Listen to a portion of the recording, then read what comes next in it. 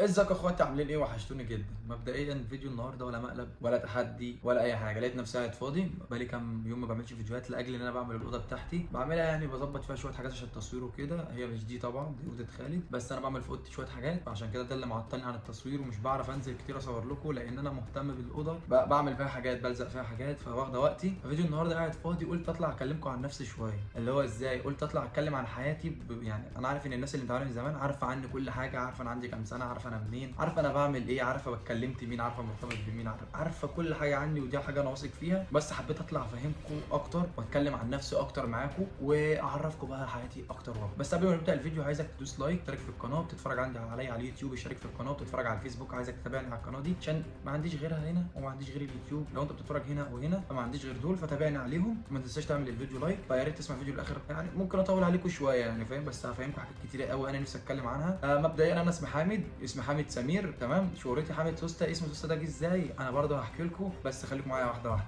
خلينا بس ايه نبذه واحده واحده عن حاجه عشان تفهموا عني كل حاجه. في ناس بتقول لي يا عم سوسته دي انت مش مكسوف وانت اسمك سوسته. ما هو حضرتك دلوقتي انت لو جيت تبحث عن اسم سوسته مش هتلاقي لي معنى غير ان سوسته الجاكيت، سوسته البنطلون لا مؤاخذه، سوسته اي حاجه، لكن اسم سوسته نفسه ملوش اي معنى غير المعاني دي. في ناس بقى دماغها شمال تقول لك انت عارف سوسته دي يعني ايه؟ انا ماليش دعوه بده. انا اول ما الاسم طلع عليا بحثت عنه بالانجليزي والفرنساوي والايطالي والالماني ان اعرف معنى الاسم، ما لقيتش ليه معنى. الاسم اتسمى ده لاجل عشان انا عارف انها تتفرج عليها دلوقتي، هي واحده جارتنا، تمام. واول مره في حياتي، اول مره في حياتي اقول حقيقه الاسم. انا دايما بقول ان انا شبه حد وعشان كده الاسم طلع عليا. انا اول مره في حياتي اتكلم حقيقه الاسم ده طلعت ازاي. انا قبل ما ابدا في السوشيال ميديا كنت بحب المهرجانات جدا، لان انا اشتغلت على جي 8 سنين متواصلين شغال على جي، فكانت كل حياتي المزيكا بقى والمهرجانات والغنى والكلام ده. كنت في سنه اولى اعدادي تقريبا راح اسجل اول مهرجان، فمعدي من شارعنا، من شارعنا بالظبط يعني شارع ستي وكده، ومعايا اصحابي. ففي واحده جارتنا نادت عليا بتاع انت ابن مين ومش ابن مين. فانا ابويا اسمه سمير، فهي بتقلش على اسم ابويا فاهم، هم جيران بقى وعارفيننا وكده. فبتقول لي يلا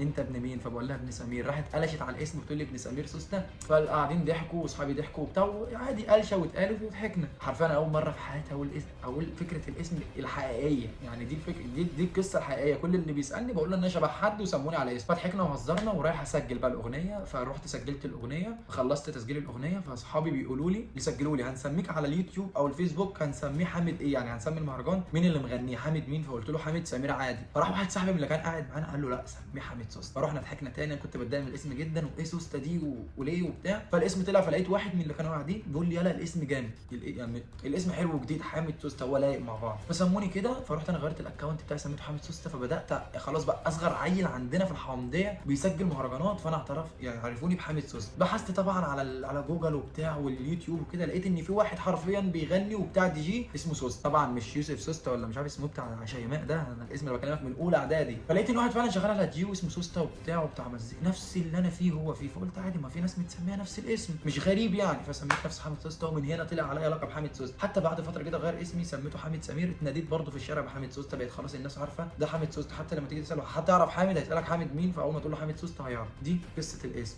عشان ما حدش يتريق ومحدش يقول لي حاجه. مبدئيا انا من حته اسمها الحومديه، لو حد شاف الحومديه، الحومديه دي في حته اسمها الجيزه، من عيله متوسطه جدا، ولا فوق ولا تحت يعني، عيله عاديه جدا من منطقه شعبيه. اتولدت في الحومديه، تمام، ما طلعتش منها لحد دلوقتي.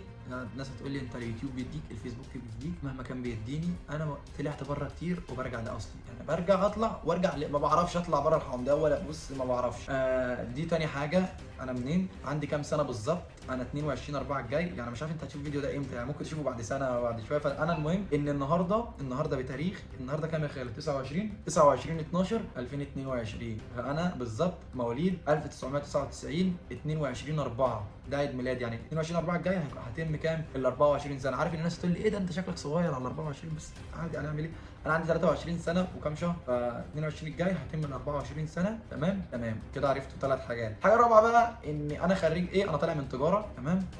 ليه ما اشتغلتش في مجالك؟ ما اشتغلتش في مجالي لان انا اول ما بدات السوشيال ميديا حابب الموضوع، مش عشان فلوسه خالص، حابب الموضوع ده. انا حابب الموضوع، حابب الشهره وحابب حب الناس، فكك من الفلوس خالص، حابب الموضوع ده جدا. فانا شغال فيه عشان انا دي حاجه انا بحبها، بحب التمثيل جدا ونفسي اطلع ممثل. وناس اكيد عندي على الاكونتات شافت تمثيلي، ومش جامد قوي بس بقدر اعمل على قد ما بقدر بعمل. نفسي اطلع ممثل، ما بسعاش في موضوع التمثيل الصراحه، لاني سعيت كتير زمان، مش بيأس من الحاجه دي، بس بس حسيت ان ممكن مجال السوشيال ميديا يطلعني في حته ثانيه، اللي هو ممكن اعمل مشهد، اعمل حاجه جامده، فحد يكلمني في اعلان، اجي الاعلان يجيب ما اعرفش مشهد زي ما ناس كتير من السوشيال ميديا عملت، ربنا يقدرني ويحقق لي امنيه حياتي.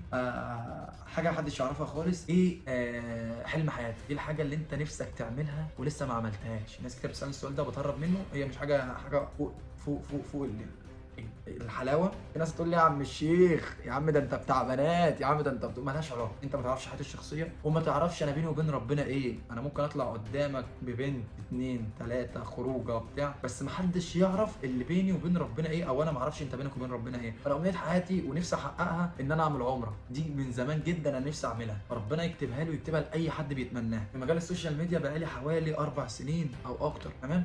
في ناس تقول لي في ناس بدات قبلك وطلعت، بس انا بادئها من الصفر، طالع لوحدي، مش معايا حد، انا معايا اصحابي وفي ظهري، ياما اصحابي وفي ظهري كتير، بس مش معايا حد اللي هو ايه، حد مشهور ومسنود اتسند عليه فيقومني. لا انا ما عملتش دي خالص. الناس عارفه ان حامد بدا من الصفر، وكل اللي بداوا معاه بادئين من الصفر، اذا كان بنات ولا اولاد، كل اللي طلعوا طالعين من تحت، كلنا طالعين من تحت واحنا بنقوم بعض. ما طلعتش مع حد ده مسنود وانا اتسندت عليه فقومني معاه، ما عملتش ده خالص. ليه ومش ليه، ما كلها دايره كده، كل واحد مش ما اعرفش.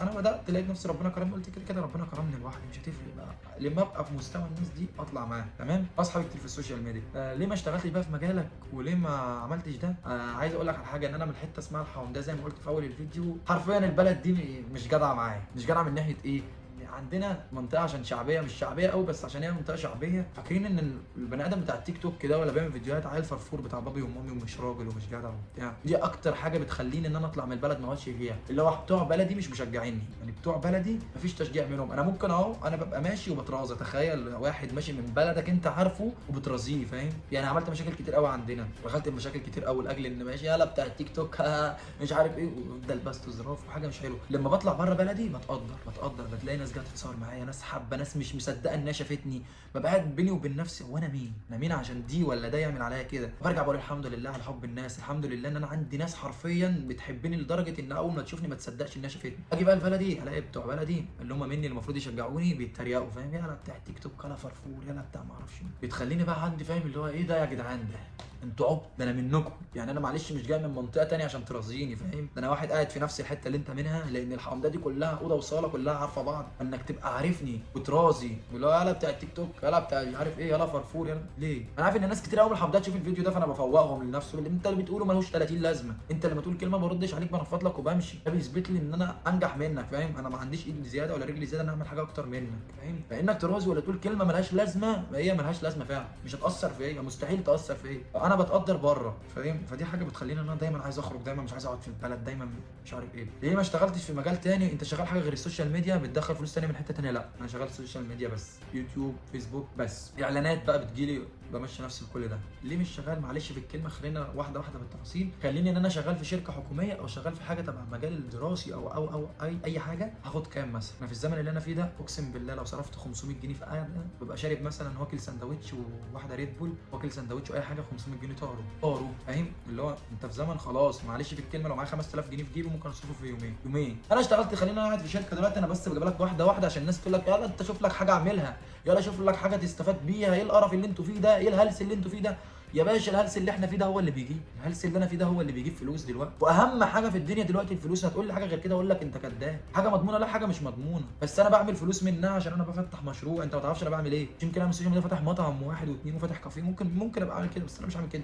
بس في ناس في اليوتيوب والمجال اللي انا فيه ده عامله كده اكتر. اصل لك لما اشتغل في شركه يا عم، مع ان مفيش شركه حكوميه هتدي الرقم ده، لما اخد في الشركه 6000 جنيه هيعملوا حاجه؟ غيري ممكن يعملوا، واحد متجوز ممكن يقدر يمشي بيته بيه، بس انا كشاب مش هتعمل لي حاجه. انت في الوقت اللي احنا فيه ده عمرها ما هتعمل لك حاجه لو 10000 جنيه. لما الاقي، انا مش هتكلم معاكم بكل صراحه، لما الاقي المجال اللي انا فيه ده بيديني 10000 جنيه على الاقل في الشهر، الناس تقول لي ما تقولش يا عم، في ناس على السوشيال ميديا ما بتقولش هي بتاخد كام، بس انا خلينا بس مثلا، يعني انا باخد 10000 جنيه في الشهر من السوشيال ميديا مثلا، وشغال في شركه طالع عين امي 8 ساعات ولا 12 ساعه باخد 3000 جنيه 4000 جنيه. يبقى انا عليا ان انا قاعد قدامك دلوقتي بكلمك في موضوع ملوش اي 30 لازمه، اي ما عملت مقلب ولا فيديو ملوش اي 30 لازمه، والفيديو جاب لي 2000 3000 جنيه. انت لو مكاني هتعمل ايه؟ هتشتغل في ده؟ هتقعد كده قدام الكاميرا مخصص حياتك كلها قدام التصوير عشان اخر الشهر بيخش لك 15 20,000 جنيه وانت قاعد ما بتعملش اي حاجه. مجهود مونتاج تصوير تليفونات فلوس خروجات، بس بتيجي في الاخر بتعمل ايه؟ ما بتتعبش قد ما بتتعب في شركه. واحد شقيان وطالع عين امه بيتكسر، ولا شغال في حته، ولا شغال في شركه وطالع عين امه بياخد 3 4000 جنيه في الشهر. انا اول حاجه ولا بتكلم عن السياسه علشان ما حدش يدخلني في موضوع مش مواضيع، بتكلم انا شخصيا بتكلم في ماديات دلوقتي. الناس هتقول لي ما انت الفلوس اللي انت بتاخدها دي حرام. هل فلوس الفيديو ده دلوقتي حرام؟ لو قلت حرام تبقى كذاب، ولو قلت حرام تبقى ما بتفهمش حاجه. ليه مش حرام؟ اصل انا قاعد بكلمك في موضوع بدردش معاك، والفيديو ده دخل لي فلوس دلوقتي. ايه اللي حرمه؟ اقنعني في الفيديو في الكومنتات دلوقتي ان ده حرام، ولا اقسم بالله اقسم بالله اقتنعت بكلامك اقسم بالله ما هعمل فيديوهات تاني. يا عم بطلع مع بنات وده حرام، بس الفلوس اللي باخدها من طريق الفيديوهات انا مش باخد فلوس من التيك توك. التيك توك ما بيديش جنيه.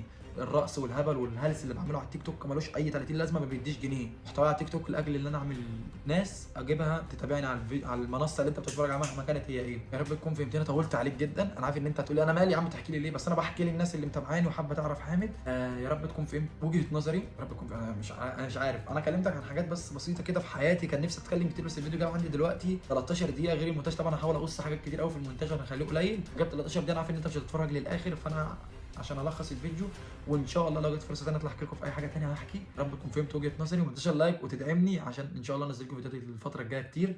اخوكم حامد سوسته في الله، حامد سمير بقى مش عاوز سوسته. السلام عليكم.